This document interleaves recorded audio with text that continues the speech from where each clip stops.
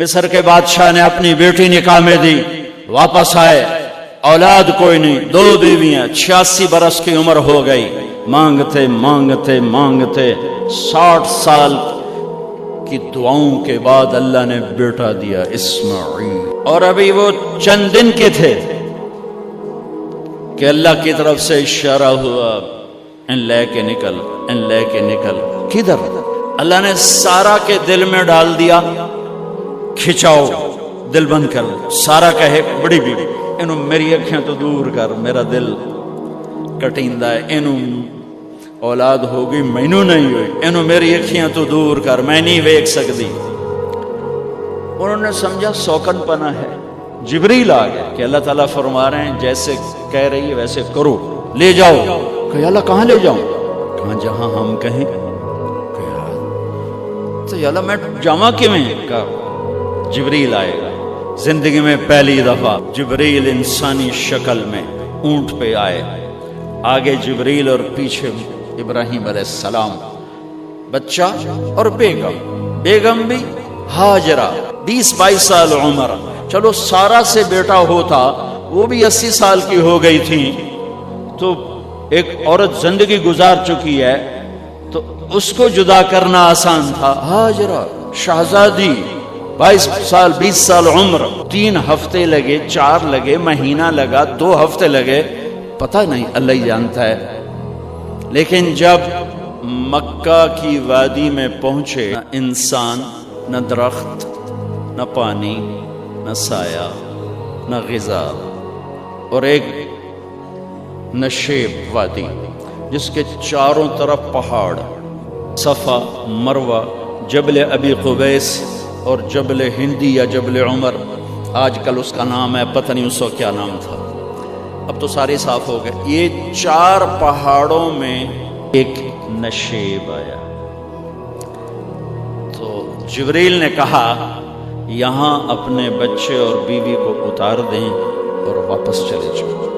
جب آگ میں ڈالا تھا تو ایک لفظ نہیں بولے تھے، ایک طرف ہوا کا فرشتہ، ایک طرف پانی کا فرشتہ کہ ہم آپ کی مدد کریں، کہ اما الیک فلا، نہیں تمہاری ضرورت نہیں، اما اللہ فنعم، اللہ ویکھ رہا ہے، انہوں بچاونا ہو تو بچا لے سی، یہ ساڑنا ہو تو ساڑ دے سی، میں تہاڈی لوڑ بھی فرشتوں سے بھی بے نیاز ہو کے راک کی طرف جا رہے ہیں خاموشی کے ساتھ، بس ایک لفظ، حسبی اللہ ونعم الوکیل، حسبی اللہ ونعم الوکیل، تیرے سپرد ہر شے۔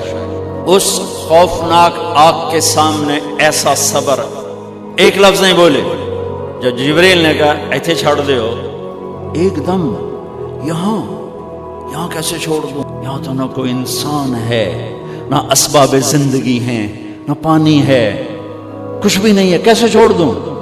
کہا آپ کے رب کا فرمان ہے یہیں چھوڑ دوں، کہ اس بچے کی پشت سے آخری نبی تشریف لائیں گے، اس وادی کو میں تشریف لائیں گے۔ اسلمت لرب العالمین، ٹھیک چھوڑ دیں۔ ہاجرہ تو نبی نہیں ہے نا، ہاجرہ تو شہزادی ہے۔ تو جب واپس مڑے وہ حیران ہو گئی، یہ کیا کر رہا ہے؟ تو انہوں نے پوچھنا شروع کیا، اب کیا یہ کیا، مجھے کیوں چھوڑ کے جا رہا ہو؟ خاموش، جواب نہیں دینا۔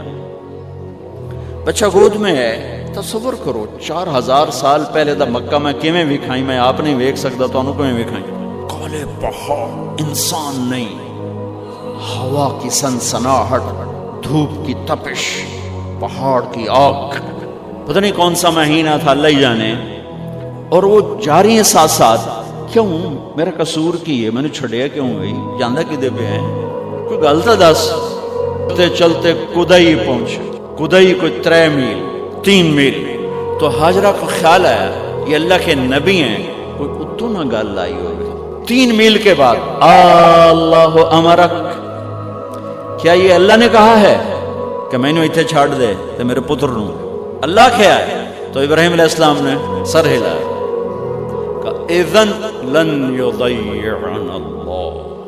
ایک اور ہاجرہ نے جنم لیا۔ پہلے ایک ماں بن کے سوچ رہی تھی، بیوی بن کے سوچ رہی تھی، اب وہ ایک مومنہ بن کے سوچ ابھری، ایمان والی بن کے سوچ ابھری، اچھا جاؤ، جس رب نے کہا ہے وہ رب مجھے ضائع بھی نہیں کرے گا۔ جب تصور کرتا ہوں میری آنکھوں کے بند ٹوٹ جاتے ہیں کہ اس نے خامند کو جاتے ہوئے کیسے دیکھا ہوگا۔ وہ چار بندے بھی کوئی نہیں، چلو پردیسی صحیح، عزت دا زمانہ ہی، ہر ایک دی بیٹی نو بیٹی سمجھا جاندہ ہے، پیچھے کوئی نہیں ہے، وہ اپنے خامند کو دیکھے جا رہی ہے اور وہ پیچھے مڑ کے دیکھنے کی ہمت نہیں فرما رہے ہیں۔ جب وہ چلتے چلتے پہاڑ کی چوٹی سے نیچے اترے اور وہ بوجھل قدموں سے واپس ہوئی، میں الفاظ کہاں سے لاؤں کہ اس چال میں درد دل میں ہوتا ہے۔ مجھے لگتا ہے ان کے روئے میں درد تھا، جن پتھروں پہ قدم رکھ رہی تھی وہ بھی رو رہے ہوں گے اس وقت، تو ہوا ٹکرا رہی ہوگی وہ بھی دھاڑے مارتی ہوئی گزرتی ہوگی۔ اور ابراہیم جیسی ہستی، عزم کے پہاڑ، صبر کے پہاڑ، جب پہاڑ سے نیچے ہوئے تو ایک دم اونٹ سے چھلانگ لگا تھا، بیوی نے نہیں دکھایا، جب نیچے ہو گئے بیگم غائب ہو گئی، پہاڑ سے نیچے اترے، پھر یوں منہ کر کے ہاتھ اٹھا، ربنا انی اسکنت من ذریتی بواد غیر ذی زرع عند بیتک المحرم، میرے رب تو میں نے امر کیتا ایتھے چھڑ اے جنگل، نہ بندہ نہ پرند، میں چھڑ کے اے جاندہ پیا، اسلمت لرب العالمین۔ ابراہیم علیہ السلام کی زندگی پیغام ہے، ہمیں بیوی بچے چھوڑنے کو نہیں کہہ رہا، ہمیں کہہ رہا ہے جھوٹ چھوڑو، فحاشی چھوڑو، بدماشی چھوڑو، بددیانتی چھوڑو، خیانت چھوڑو، شراب چھوڑو، بدکاری چھوڑو، جوا چھوڑو، ظلم چھوڑو۔ ہم سے یہ مطالبہ، چھوٹا جا مطالبہ ہے۔ ابراہیم کے آگے تو دو بیویاں اور بیٹھی تھیں، ایک سارا، ایک مدین کی ماں، دو بیویاں، فلسطین کی بستی آباد سرسبز۔ ہاجرہ کے پاس کیا تھا؟ کالے پہاڑ، پانی بھی کوئی نہیں ہے۔ مجھے خیال آتا جب رات آئی ہوگی، رات کا اندھیرا، پہاڑوں کا اندھیرا، کالے پتھروں کا اندھیرا، گہری وادی کا اندھیرا، ان سارے اندھیروں میں ایک عورت کا تصور کرو، معصوم بچے کو گود میں لے کے جب بیٹھی ہوگی تو تاروں نے ابھر کے دیکھا ہوگا کہ یہ کون مائی ہے۔ تاروں کو مسکراہٹ سے تشبیہ دی جاتی ہے، میں کہتا ہوں اس رات تارے بھی روئے ہوں گے، چاند بھی حیران ہوگا، ایک چکرے کون بی بی بیٹھی ہوئی ہے، اس مائی کی رات کیسے گزری، آنے والا گرم دن کیسے گزرا، پانی ختم ہوا، بچے کی ایڑیاں اور آہو بکا۔ اللہ زمزم پہلے کیوں نہ کٹیا؟ اللہ کو پتا تھا میں نے زمزم نکالنا ہے، پہلے کیوں نہیں کٹیا؟ انہوں روایا کیوں؟ مانو دوڑایا کیوں؟ صفا مروہ پھر میرے اللہ نے دنیا کو امتحان کی جگہ بنایا ہے۔ میں تسی کلمہ پڑھا ہے نا میرا، اب میں امتحان لوں گا، تسی پہلی تو دوئی چ نہیں جاون دین دیو جب تے امتحان پاس نہ کرے، پہلی تو دوئی بھی کوئی کلاس ہوندی نہیں، امتحان دیو، امتحان دیو، پاس ہو گئے چلو ہن دوئی بہاؤ، نہیں پچھا لے جاؤ۔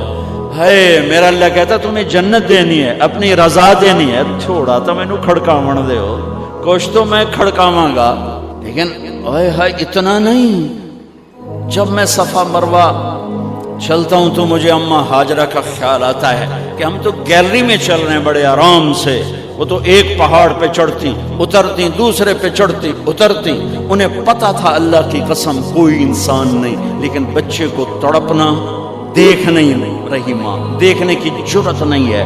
صفا مروہ، صفا مروہ، صفا مروہ، صفا مروہ، 7 چکر کے بعد نا وہ ہمت جواب دے گئی۔ اگر ہمت ہوتی تو شاید وہ اور چلتی، اور بے بس ہو کے گری ہیں۔